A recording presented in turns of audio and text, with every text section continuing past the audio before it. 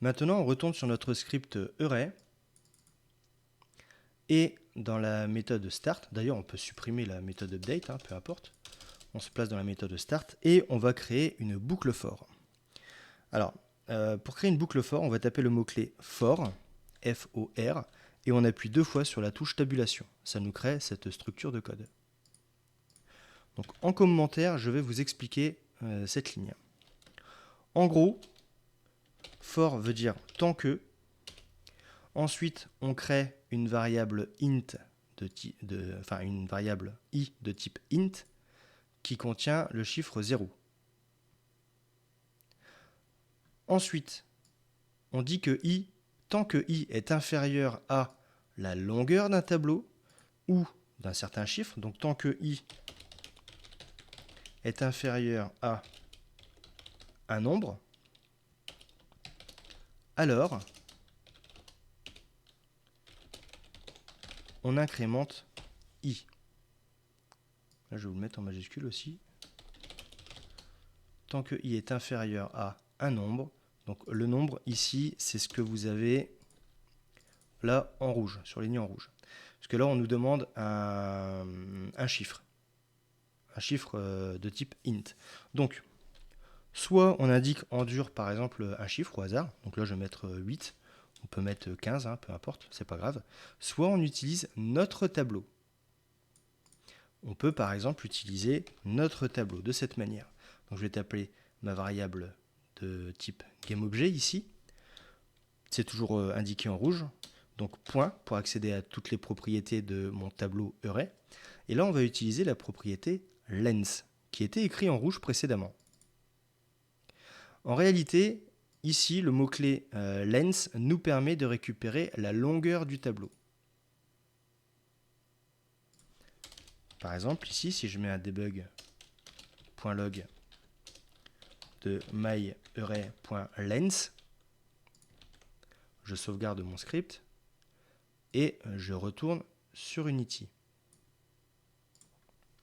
Si je passe en mode play, vous allez voir dans la console que Unity me trouve 4 éléments dans mon tableau. Et effectivement, j'ai bien 4 éléments dans mon tableau. Je ressors du mode play. Donc on a bien, ça contient bien un chiffre entier. Donc je supprime ma valeur.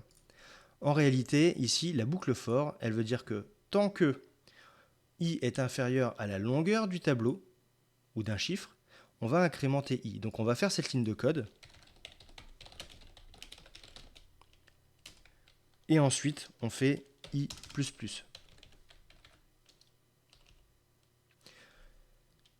Ce qui veut dire que on va lire une fois cette ligne. I sera égal à 0. On va exécuter la ligne de code.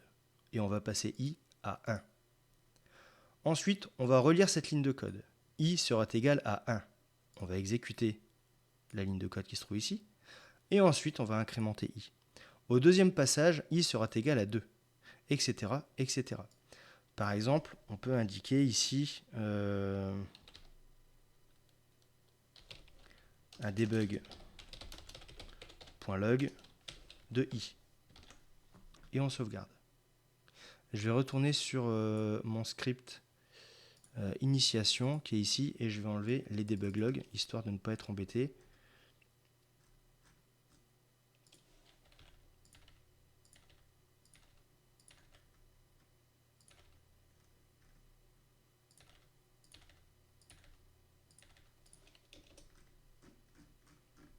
Ok, donc vous pouvez faire pareil, enlever les debug logs ou mettez-les en commentaire sur le script initiation.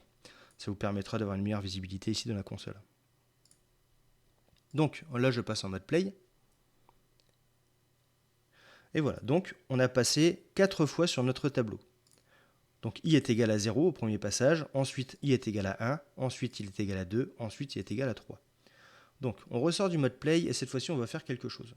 On a nos GameObjets ici qui contiennent par exemple tous un sprite, mais surtout, regardez, on peut les activer ou les désactiver. Donc on va faire en sorte que au start, on désactive tous nos GameObjets. Donc là, en réalité, on va faire la même ligne de code pour tous les objets, pour tous les éléments du tableau. Donc on va aller récupérer par exemple notre tableau. Donc myArray, c'est notre variable qui est ici. Pour accéder à l'élément d'un tableau, on ouvre les crochets. Et l'élément du tableau ici, ça va être i. Puisque regardez, si je retourne sur mon tableau ici, array, on a les éléments. Donc i en fait correspond à l'élément du tableau. I est égal à 0, 1, 2 ou 3. Donc myArray entre crochets de i. Point pour accéder à toutes ces propriétés. Ici, ce que l'on peut faire, c'est aller récupérer notre... on est déjà sur le GameObjet. Set active false, par exemple. Donc là, avec cette ligne de code, on désactive tous les GameObjets du tableau. CTRL S pour sauvegarder.